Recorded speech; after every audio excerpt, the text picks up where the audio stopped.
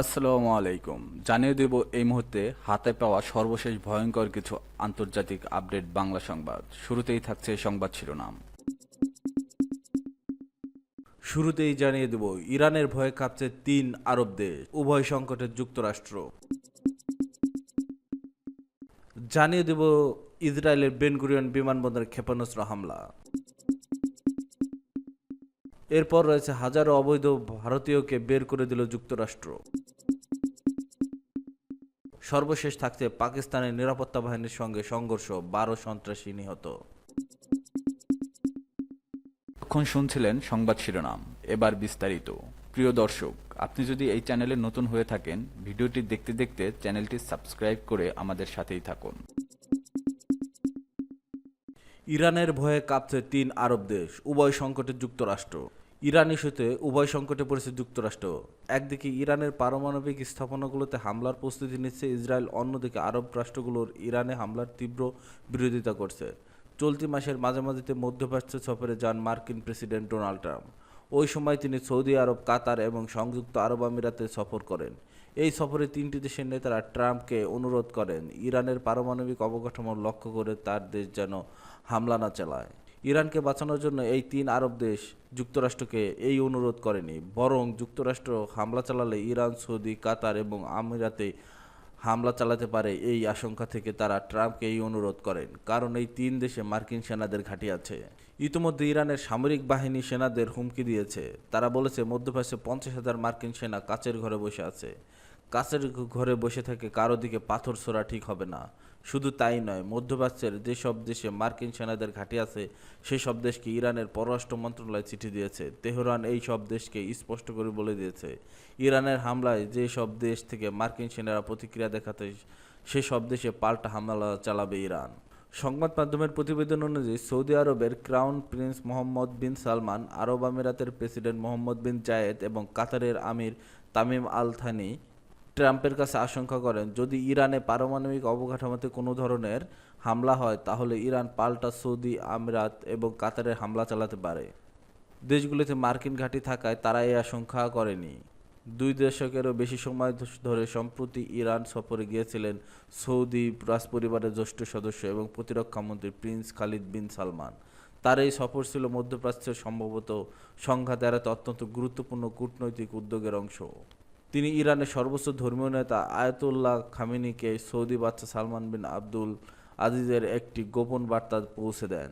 ওই বার্তায় যুক্তরাষ্ট্রের সঙ্গে পরমাণু চুক্তির আলোচনায় গুরুত্ব দিয়ে অংশ নিতে ইরানকে অনুরোধ জানানো হয়। ইসরায়েলের বেন গুরিয়ন বিমানবন্দরে ক্ষেপণাস্ত্র হামলা।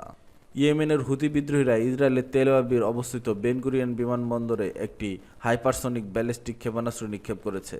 হুতি গোষ্ঠী আনসারুল্লাহের সামরিক মুখপাত্র ইয়াহিয়া সারি এক বিবৃতিতে এ তথ্য নিশ্চিত করেছেন। তিনি জানান, এই হামলা নির্দিষ্ট লক্ষ্য সফলভাবে আঘাত করেছে এবং বিমানবন্দরের কার্যক্রম বিঘ্ন ঘটিয়েছে। তিনি আরও দাবি করেন, হুতিদের পক্ষ থেকে বেন গুরিয়ন বিমানবন্দরে বিমান চলাচলের উপর নিষেধাজ্ঞার আগেই জারি করা হয়েছিল। এই নিষেধাজ্ঞা অমান্য করে কেউ বিমান পরিচালনা করলে ভবিষ্যতে আরও কঠোর পদক্ষেপ নেওয়া হবে। এদিকে ইসরায়েলি সেনাবাহিনী জানায়, মধ্য ইসরায়েলের আকাশে একটি ব্যালিস্টিক ক্ষেপণাস্ত্র আটকানো হয়েছে। সেই সময় পশ্চিম তীরে এবং জেরুজালেম সংলগ্ন এলাকায় সতর্কতা সাইরেন বেজে ওঠে।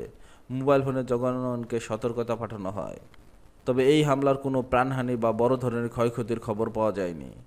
ইসরায়েলের সামরিক সূত্রের বরাত দিয়ে স্থানীয় গণমাধ্যম জানিয়েছে, গাজায় 18 মাস থেকে আবারও স্থলাভিযান শুরু করার পর থেকে হুতি বাহিনী ইসরায়েলের দিকে অন্তত 40টির বেশি ব্যালিস্টিক ক্ষেপণাস্ত্র এবং 10টিরও বেশি ড্রোন নিক্ষেপ করেছে। এর জবাবে ইসরায়েলি বাহিনী গতকাল ইয়েমেনের রাজধানী সানার আন্তর্জাতিক বিমানবন্দরে হামলা চালায়। হাজারো অবৈধ ভারতীয়কে বের করে দিল যুক্তরাষ্ট্র। মার্কিন যুক্তরাষ্ট্র থেকে চলতি বছর ব্যাপক সংখ্যক অবৈধ ভারতীয় অভিবাসীকে দেশে ফেরত পাঠানো হয়েছে।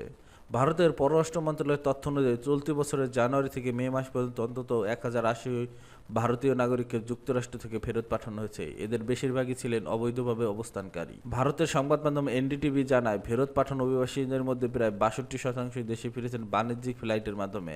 এক সংবাদ সম্মেলনে ভারতের পররাষ্ট্র মন্ত্রণালয়ের মুখপাত্র রণধীর জয়সওয়াল এই তথ্য নিশ্চিত করেন।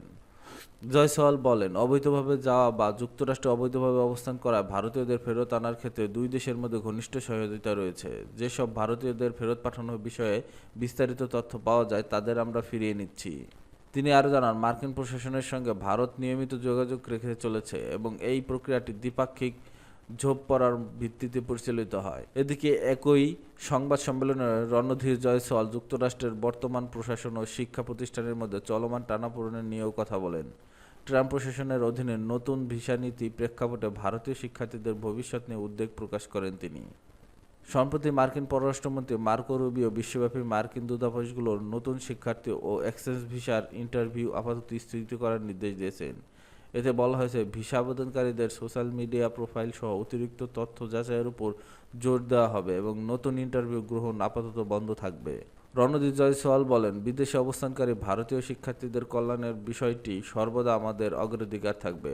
আমরা আশা করি মার্কিন কর্তৃপক্ষ ভিসার আবেদন মূল্যায়নের ক্ষেত্রে যোগ্যতাকে গুরুত্ব দেবে এবং ভারতীয় শিক্ষার্থীরা যথাসময়ে তাদের একাডেমিক প্রোগ্রামে যোগ দিতে পারবে। এই নতুন নীতির ফলে যেসব ভারতীয় শিক্ষার্থী বর্তমানে যুক্তরাষ্ট্রে অধ্যয়নরতের জন্য প্রস্তুত নিচ্ছেন তাদের জন্য পরিস্থিতি আরও কঠিন হয়ে উঠতে পারে বলে মনে করা হচ্ছে। পাকিস্তানের নিরাপত্তা বাহিনীর সঙ্গে সংঘর্ষে 12 সন্ত্রাসী নিহত। পাকিস্তানের নিরাপত্তা বাহিনীর সঙ্গে সংঘর্ষ হয়েছে, এতে অন্তত 12 সন্ত্রাসী নিহত হয়েছে। পাকিস্তান সংবাদ মাধ্যম ডনের এক প্রতিবেদনে এ তথ্য জানানো হয়েছে।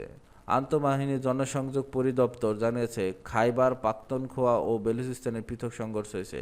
এই সংঘর্ষে সন্ত্রাসী নিহত হয়। প্রতিবেদনে বলা হয়েছে, উত্তর ওয়াজিরিস্তানে একটি অভিযানে সন্ত্রাসীরা একটি চেকপোস্টে হামলা চালায়, এতে 4 নিরাপত্তাকর্মী নিহত হয়েছে। নিহতদের মধ্যে একজন লেফটেন্যান্ট রয়েছে। এছাড়া জিওয়ানিতে পাকিস্তান ইরান সীমান্তের কাছে একটি হামলায় 2 জন কোস্টগার্ড সদস্য শহীদ হন।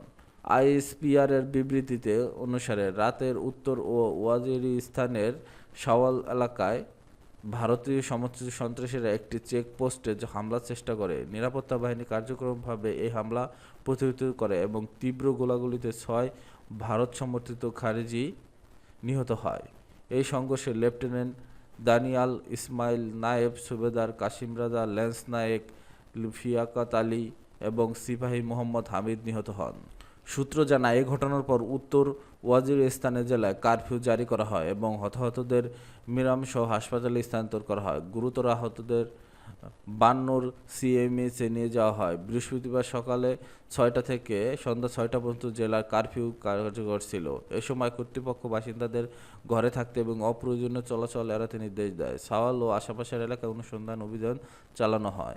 অন্যদিকে চিত্রাল জেলায় পৃথক একটি ঘটনায় এক সন্ত্রাসী নিহত হয়। এছাড়া বান্নুর লান্ডেডাক এলাকায় সন্ত্রাসীরা পুলিশ ও গ্রামবাসীদের উপর হামলা চালালে তীব্র সংঘর্ষ হয়। একজন পুলিশ সদস্য মোর্তজা নিহত হন এবং তার সহকর্মী মীর জামান ও একজন স্কুল শিক্ষক নকিব আহমেদ আহত হন। গ্রামবাসী ও পুলিশের কার্যকর প্রতিরোধের কারণে হামলাকারীরা পালিয়ে যায়।